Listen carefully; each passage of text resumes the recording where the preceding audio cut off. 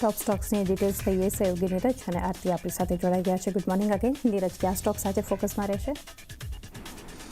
જી good morning. અને આજના દિવસે જે સૌથી પહેલાં આપણે ચિંતા વ્યક્ત કરી બ્રેન્ટ ક્રૂડ, એના પર જ ફોકસ રાખવાનું છે, કારણ કે $81 પ્રતિ બેરલને ભાવ બ્રેન્ટના ભાવ આપણને પહોંચતા જોવા મળ્યા છે અને 6 સત્રમાં લગભગ 12% જેટલો ક્રૂડની અંદર જે વધારો આવ્યો છે 2 મહિનાના ઉચ્ચતમ સ્તરે પણ પહોંચી ગયું છે. હવે આ બધાની અસર અહીંયાથી આપણને ક્યાં આવતી જોવા મળશે?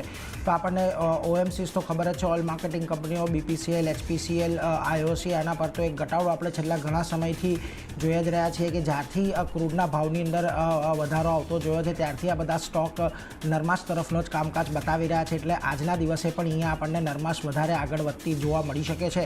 આ ઉપરાંત તમને જે પેન્ટ શેર છે, Asian paint, Berger paint, Kansai Nerolac, Indigo paints, આ બધા પર પણ નજર રાખવાની રહેશે, કારણ કે અહીંયા પણ તમને આજે ભાવ ઘટતા દેખાશે. અને આ ઉપરાંત જે ઓઇલ એક્સપ્લોરેશન કંપનીઓ છે, ઓઇલ ઇન્ડિયા, ONGC, એના પર થોડી ઘણી પોઝિટિવ અસર આવતી જોવા મળી શકે છે.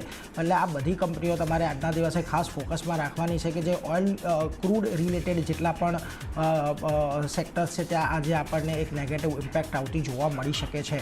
આ ઉપરાંત ટાટા મોટર્સના JLRનો Q2ની બિઝનેસ અપડેટ આવી છે, એના પર એક વખત નજર કરી લઈએ. જો રિટેલ સેલ્સ ત્યાંથી 3% જેટલું ઘટ્યું છે અને 1.03 લાખ યુનિટ પર રહેતું જોવા મળ્યું છે. ઉત્પાદનની અંદર પણ અહીંયા 7%નો ઘટાડો આવ્યો છે, 93,000 યુનિટ પર પહોંચ્યું છે યર ઓન યર બેઝિસ પર. આ ઉપરાંત Q1 FY25માં એલ્યુમિનિયમ સપ્લાય ઘટવાથી ઉત્પાદન પર અસર થઈ હતી, જોકે હોલસેલ વેચાણની અંદર અહીંયાથી 10% ઘટાડો આવ્યો છે અને FY25માં જે સેકન્ડ હાફ છે એની અંદર ઉત્પાદન અને વેચાણ અહીંયાથી વધવાની એક અપેક્ષા છે.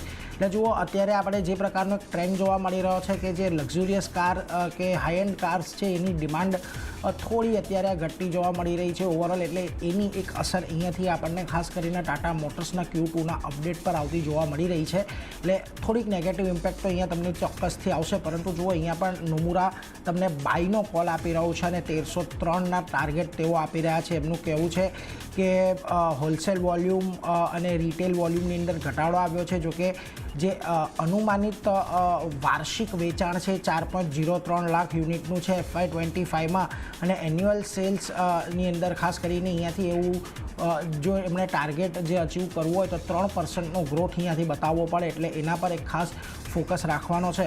નોમુરા પર બાય કોલ આપી રહ્યા છે અને 1303નો ટાર્ગેટ આપી રહ્યા છે. એટલે નોમુરાને લાગે છે કે જે એમનું FY25નો જે 4.03 લાખનું અનુમાન લગાવીને બેઠા છે એટલું સેલ્સ તો આપણને આ વર્ષની અંદર જોવા મળશે જ.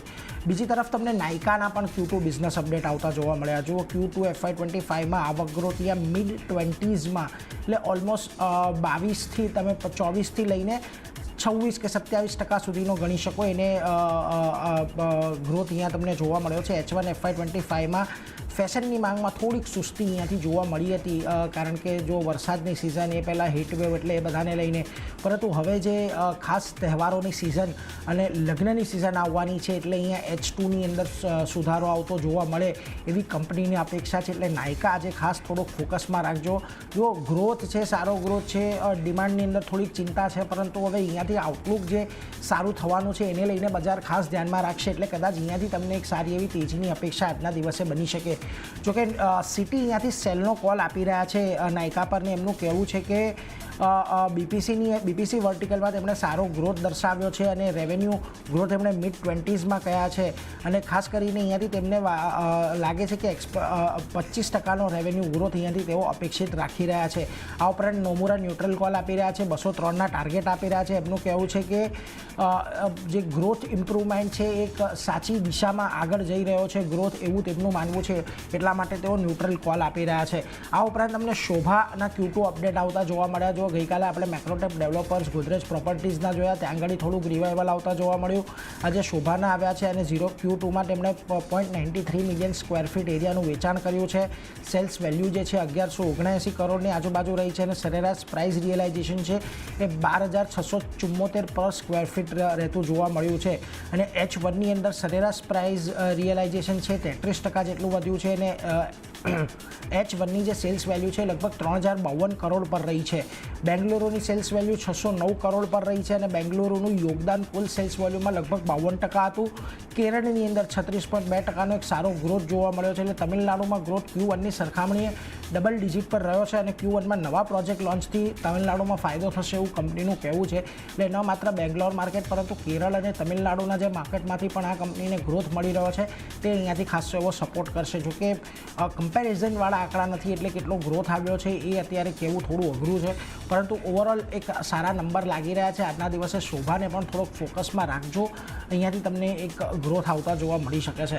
આ ઉપરાંત ભારત ઇલેક્ટ્રોનિક્સ એટલે કે BELનું કાઉન્ટર તમારે ધ્યાનમાં રાખવાનું છે. 11 સપ્ટેમ્બર સુધીમાં કંપનીને 500 કરોડના વધુના ઓર્ડર મળ્યા છે એટલે એના પર એક ફોકસ રાખીશું. અહીંયા હવે તો BEL પણ નિફ્ટીની અંદર આવી ગઈ છે એટલે એના પર એક ખાસ આપણે ફોકસ રાખવાનું છે. એટલે આ બધા સ્ટોક્સ ખાસ કરીને જે ક્રૂડને રિલેટેડ છે એના પર તો આજે આપણી નજર રહેશે જ, પરંતુ ટાટા મોટર્સ, BEL એ બધા પર પણ એક ફોકસ રાખવાનો છે.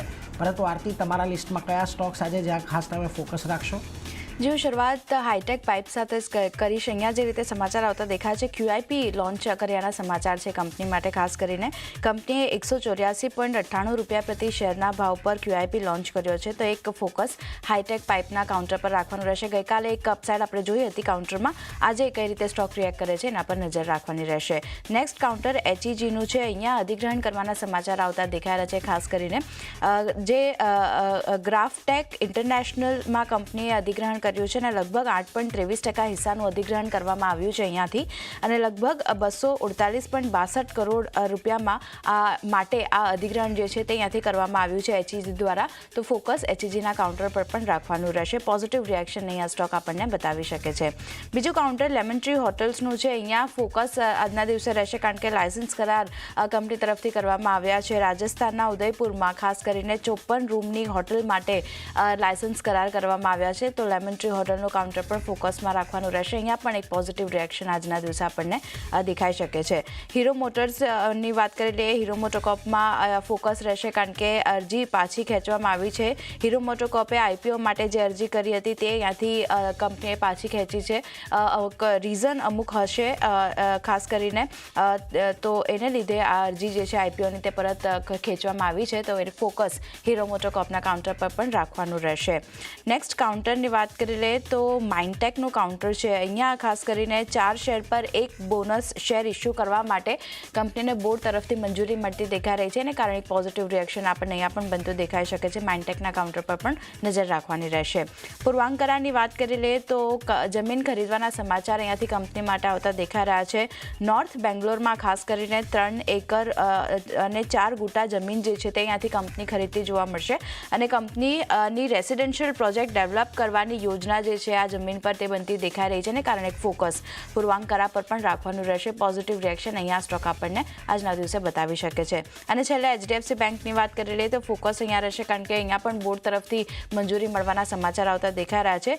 HDFC એજ્યુકેશનમાં 100% હિસ્સો વેચવા વામા સુંદરી જે છે તેમને ખાસ કરીને મંજૂરી મળતી દેખાઈ રહી છે, અને 192 કરોડમાં હિસ્સો વેચવા માટેની મંજૂરી જે છે 100% હિસ્સો વેચવા માટેની મંજૂરી તેમને મળતી દેખાઈ રહી છે. તો ફોકસ HDFC બેંક પર પણ આજના દિવસે રાખવાનું રહેશે. તો ચાંદી આ બધા સ્ટોક જે નીરજ જણાવ્યા મેં જણાવ્યા બધા પર ફોકસ રહેશે. જી, તો આ બધી